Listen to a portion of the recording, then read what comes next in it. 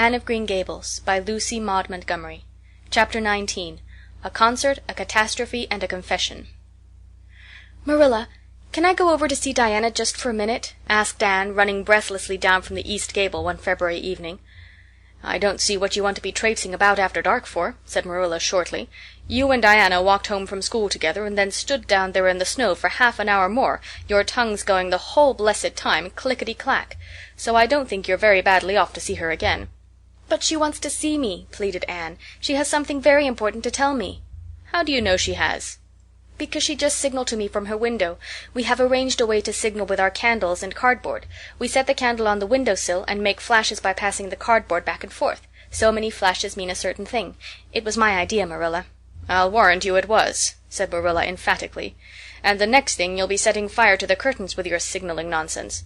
"Oh, we're very careful, Marilla. And it's so interesting. 2 flashes mean 'Are you there?'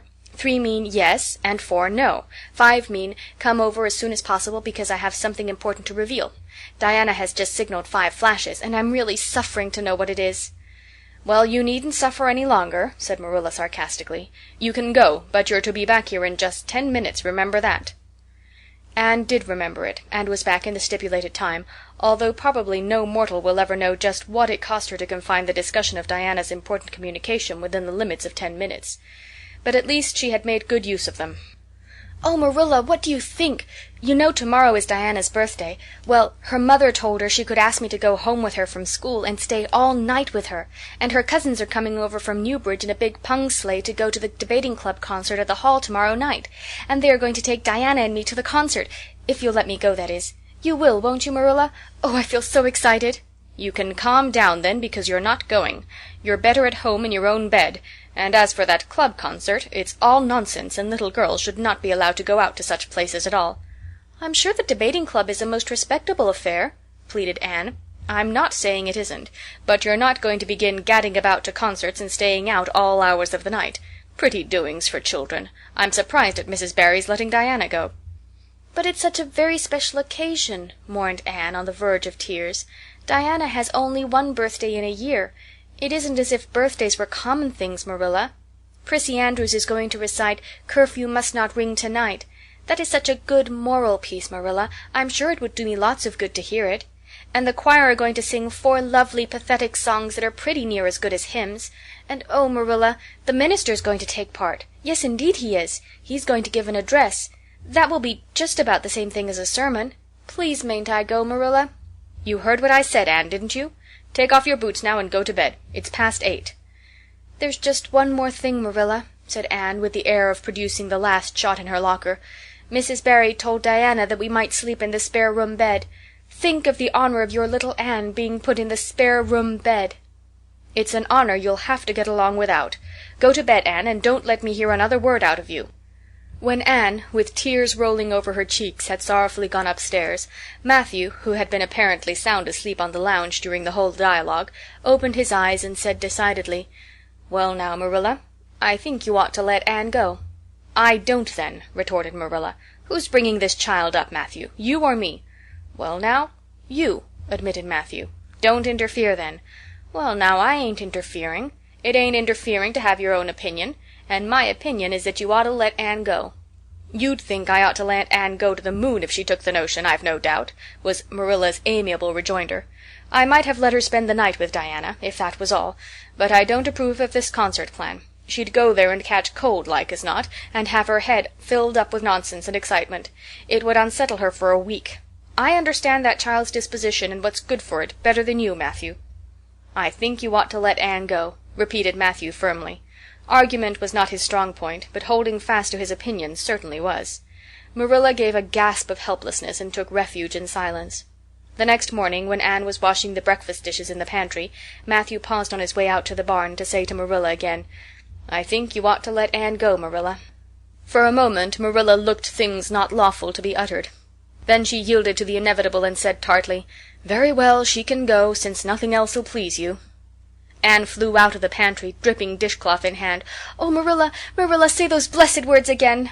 "I guess once is enough to say them. This is Matthew's doing, and I wash my hands of it. If you catch pneumonia sleeping in a strange bed or coming out of that hot hall in the middle of the night, don't blame me, blame Matthew." Anne Shirley, you're dripping greasy water all over the floor. I never saw such a careless child." "Oh, I know I'm a great trial to you, Marilla," said Anne repentantly. "I make so many mistakes. But then just think of all the mistakes I don't make, although I might. I'll get some sand and scrub up the spots before I go to school. Oh, Marilla, my heart was just set on going to that concert. I never was to a concert in my life, and when the other girls talk about them in school I feel so out of it. You didn't know just how I felt about it, but you see Matthew did. Matthew understands me, and it's so nice to be understood, Marilla." Anne was too excited to do herself justice as to lessons that morning in school. Gilbert Blythe spelled her down in class and left her clear out of sight in mental arithmetic. Anne's consequent humiliation was less than it might have been, however, in view of the concert and the spare-room bed. She and Diana talked so constantly about it all day that with a stricter teacher than Mr. Phillips, dire disgrace must inevitably have been their portion.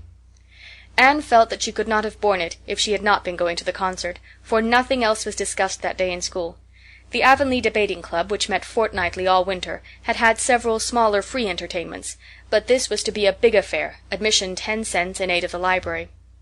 The Avonlea young people had been practicing for weeks, and all the scholars were especially interested in it by reason of older brothers and sisters who were going to take part. Everybody in school over 9 years of age expected to go, except Carrie Sloane, whose father shared Marilla's opinions about small girls going out to night concerts. Carrie Sloane cried into her grammar all the afternoon and felt that life was not worth living. For Anne the real excitement began with the dismissal of school, and increased therefrom in crescendo until it reached to a crash of positive ecstasy in the concert itself. They had a perfectly elegant tea, and then came the delicious occupation of dressing in Diana's little room upstairs. Diana did Anne's front hair in the new pompadour style, and Anne tied Diana's bows with the especial knack she possessed, and they experimented with at least half a dozen different ways of arranging their back hair. At last they were ready, cheeks scarlet and eyes glowing with excitement. True, Anne could not help a little pang when she contrasted her plain black tam and shapeless, tight-sleeved, home-made gray cloth coat with Diana's jaunty fur cap and smart little jacket, but she remembered in time that she had an imagination and could use it. Then Diana's cousins, the Murrays from Newbridge, came. They all crowded into the big pung sleigh, among straw and furry robes. Anne revelled in the drive to the hall, slipping along over the satin-smooth roads with the snow crisping under the runners. There was a magnificent sunset, and the snowy hills and deep blue water of the St. Lawrence Gulf seemed to rim in the splendor like a huge bowl of pearl and sapphire brimmed with white and fire. Tinkles of sleigh bells and distant laughter that seemed like the mirth of wood elves came from every quarter. "Oh, Diana," breathed Anne, squeezing Diana's mittened hand under the fur robe, "isn't it all like a beautiful dream? Do I really look the same as usual? I feel so different that it seems to me it must show in my looks." "You look awfully nice," said Diana, who, having just received a compliment from one of her cousins, felt that she ought to pass it on. "You've got the loveliest color." The program that night was a series of thrills for at least one listener in the audience, and as Anne assured Diana, every succeeding thrill was thrillier than the last. When Prissy Andrews, attired in a new pink silk waist, with a string of pearls about her smooth white throat, and real carnations in her hair, rumor whispered that the master had sent all the way to town for them for her, climbed the slimy ladder dark without one ray of light, Anne shivered in luxurious sympathy. When the choir sang "Far Above the Gentle Daisies," Anne gazed at the ceiling as if it were frescoed with angels. When Sam Sloane proceeded to explain and illustrate how Sockery set a hen, Anne laughed until people sitting near her laughed too, more out of sympathy with her than with amusement at a selection that was rather threadbare even in Avonlea. And when Mr. Phillips gave Mark Antony's oration over the dead body of Caesar in the most heart-stirring tones, looking at Prissy Andrews at the end of every sentence, Anne felt that she could rise and mutiny on the spot if but one Roman citizen led the way. Only one number on the program failed to interest her. When Gilbert Blythe recited Bingen on the Rhine, Anne picked up Rhoda Murray's library book and read it until he had finished, when she sat rigidly stiff and motionless while Diana clapped her hands until they tingled. It was 11 when they got home, sated with dissipation, but with the exceeding sweet pleasure of talking it all over still to come. Everybody seemed asleep, and the house was dark and silent. Anne and Diana tiptoed into the parlor, a long, narrow room out of which the spare room opened. It was pleasantly warm and dimly lighted by the embers of a fire in the grate. "Let's undress here," said Diana. "It's so nice and warm." "Hasn't it been a delightful time?" sighed Anne rapturously. "It must be splendid to get up and recite there. Do you suppose we will ever be asked to do it, Diana?" "Yes, of course, some day. They're always wanting the big scholars to recite. Gilbert Blythe does often, and he's only 2 years older than us. Oh, Anne, how could you pretend not to listen to him? When he came to the line, 'There's another, not a sister,' he looked right down at you." "Diana," said Anne with dignity, "you are my bosom friend, but I cannot allow even you to speak to me of that person. Are you ready for bed? Let's run a race and see who'll get to the bed first." The suggestion appealed to Diana. The 2 little white-clad figures flew down the long room, through the spare room door, and bounded on the bed at the same moment. And then something moved beneath them. There was a gasp and a cry, and somebody said in muffled accents, "Merciful goodness!" Anne and Diana were never able to tell just how they got off that bed and out of the room. They only knew that after one frantic rush they found themselves tiptoeing shiveringly upstairs. "Oh, who was it? What was it?" whispered Anne, her teeth chattering with cold and fright. "It was Aunt Josephine," said Diana, gasping with laughter. "Oh, Anne, it was Aunt Josephine, however she came to be there. Oh, and I know she will be furious. It's dreadful, it's really dreadful. But did you ever know anything so funny, Anne?" "Who is your Aunt Josephine?" "She's father's aunt, and she lives in Charlottetown. She's awfully old, 70 anyhow, and I don't believe she was ever a little girl. We were expecting her out for a visit, but not so soon. She's awfully prim and proper, and she'll scold dreadfully about this, I know. Well, we'll have to sleep with Minnie May, and you can't think how she kicks." Miss Josephine Barry did not appear at the early breakfast the next morning. Mrs. Barry smiled kindly at the 2 little girls. "Did you have a good time last night? I tried to stay awake until you came home, for I wanted to tell you Aunt Josephine had come, and that you would have to go upstairs after all, but I was so tired I fell asleep. I hope you didn't disturb your aunt, Diana." Diana preserved a discreet silence, but she and Anne exchanged furtive smiles of guilty amusement across the table. Anne hurried home after breakfast, and so remained in blissful ignorance of the disturbance which presently resulted in the Barry household, until the late afternoon, when she went down to Mrs. Lynde's on an errand for Marilla. "So you and Diana nearly frightened poor old Miss Barry to death last night," said Mrs. Lynde severely, but with a twinkle in her eye.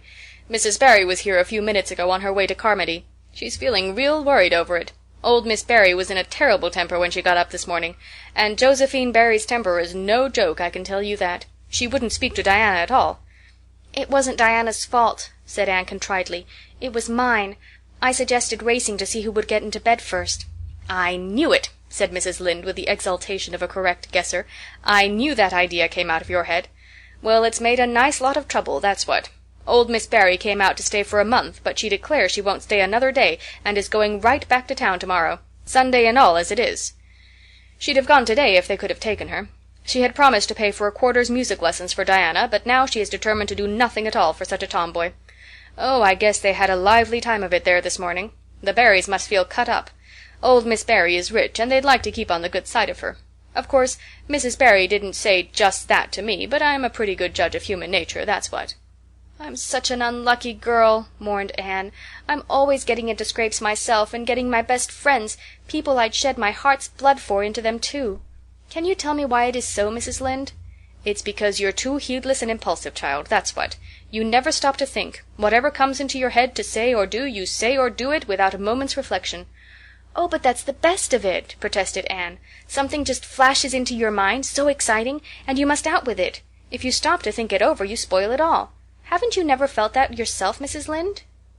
No, Mrs. Lynde had not. She shook her head sagely. "You must learn to think a little, Anne, that's what. The proverb you need to go by is look before you leap, especially into spare-room beds." Mrs. Lynde laughed comfortably over her mild joke, but Anne remained pensive. She saw nothing to laugh at in the situation, which to her eyes appeared very serious. When she left Mrs. Lynde's she took her way across the crusted fields to Orchard Slope. Diana met her at the kitchen door. "Your Aunt Josephine was very cross about it, wasn't she?" whispered Anne. "Yes," answered Diana, stifling a giggle with an apprehensive glance over her shoulder at the closed sitting-room door. "She was fairly dancing with rage, Anne. Oh, how she scolded! She said I was the worst-behaved girl she ever saw, and that my parents ought to be ashamed of the way they had brought me up. She says she won't stay, and I'm sure I don't care, but father and mother do." "Why didn't you tell them it was my fault?" demanded Anne. "It's likely I'd do such a thing, isn't it?" said Diana with just scorn. "I'm no telltale Anne Shirley, and anyhow I was just as much to blame as you." "Well, I'm going in to tell her myself," said Anne resolutely. Diana stared. "Anne Shirley, you'd never! Why, she'll eat you alive!" "Don't frighten me any more than I am frightened," implored Anne. "I'd rather walk up to a cannon's mouth. But I've got to do it, Diana. It was my fault and I've got to confess. I've had practice in confessing, fortunately." "Well, she's in the room," said Diana. "You can go in if you want to. I wouldn't dare. And I don't believe you'll do a bit of good." With this encouragement Anne bearded the lion in its den, that is to say, walked resolutely up to the sitting-room door and knocked faintly. A sharp "Come in" followed. Miss Josephine Barry, thin, prim, and rigid, was knitting fiercely by the fire, her wrath quite unappeased, and her eyes snapping through her gold-rimmed glasses. She wheeled around in her chair, expecting to see Diana, and beheld a white-faced girl whose great eyes were brimmed up with a mixture of desperate courage and shrinking terror. "Who are you?" demanded Miss Josephine Barry without ceremony. "I'm Anne of Green Gables," said the small visitor tremulously, clasping her hands with her characteristic gesture. "And I've come to confess, if you please." "Confess what?" "That it was all my fault about jumping into bed on you last night. I suggested it. Diana would never have thought of such a thing, I'm sure. Diana is a very ladylike girl, Miss Barry, so you must see how unjust it is to blame her." "Oh, I must, hey? I rather think Diana did her share of the jumping, at least. Such carryings on in a respectable house." "But we were only in fun," persisted Anne. "I think you ought to forgive us, Miss Barry, now that we've apologized. And anyhow, please forgive Diana and let her have her music lessons. Diana's heart is set on her music lessons, Miss Barry, and I know too well what it is to set your heart on a thing and not get it. If you must be cross with anyone, be cross with me. I've been so used in my early days to having people cross at me that I can endure it much better than Diana can." Much of the snap had gone out of the old lady's eyes by this time and was replaced by a twinkle of amused interest. But she still said severely, "I don't think it is any excuse for you that you were only in fun. Little girls never indulged in that kind of fun when I was young. You don't know what it is to be awakened out of a sound sleep after a long and arduous journey by two great girls coming bouncing down on you." "I don't know, but I can imagine," said Anne eagerly. "I'm sure it must have been very disturbing. But then there is our side of it, too. Have you any imagination, Miss Barry? If you have, just put yourself in our place. We didn't know there was anybody in that bed, and you nearly scared us to death. It was simply awful the way we felt. And then we couldn't sleep in the spare room after being promised. I suppose you are used to sleeping in spare rooms, but just imagine what you would feel like if you were a little orphan girl who never had such an honor." All the snap had gone by this time. Miss Barry actually laughed, a sound which caused Diana, waiting in speechless anxiety in the kitchen outside, to give a great gasp of relief. "I'm afraid my imagination is a little rusty. It's so long since I used it," she said. "I dare say your claim to sympathy is just as strong as mine. It all depends on the way we look at it. Sit down here and tell me about yourself." "I am very sorry I can't," said Anne firmly. "I would like to, because you seem like an interesting lady, and you might even be a kindred spirit, although you don't look very much like it. But it is my duty to go home to Miss Marilla Cuthbert. Miss Marilla Cuthbert is a very kind lady who has taken me to bring up properly. She is doing her best, but it is very discouraging work. You must not blame her because I jumped on the bed. But before I go, I do wish you would tell me if you'll forgive Diana and stay just as long as you meant to in Avonlea." "I think perhaps I will, if you will come over and talk to me occasionally," said Miss Barry. That evening Miss Barry gave Diana a silver bangle bracelet and told the senior members of the household that she had unpacked her valise. "I've made up my mind to stay simply for the sake of getting better acquainted with that Anne girl," she said frankly. "She amuses me, and at my time of life an amusing person is a rarity." Marilla's only comment when she heard the story was, "I told you so." This was for Matthew's benefit. Miss Barry stayed her month out and over. She was a more agreeable guest than usual, for Anne kept her in good humor. They became firm friends. When Miss Barry went away she said, "Remember, you Anne girl, when you come to town you're to visit me, and I'll put you in my very sparest spare room bed to sleep in." "Miss Barry was a kindred spirit after all," Anne confided to Marilla. "You wouldn't think so to look at her, but she is. You don't find it out right at first, as in Matthew's case, but after a while you come to see it. Kindred spirits are not so scarce as I used to think. It's splendid to find out there are so many of them in the world." End of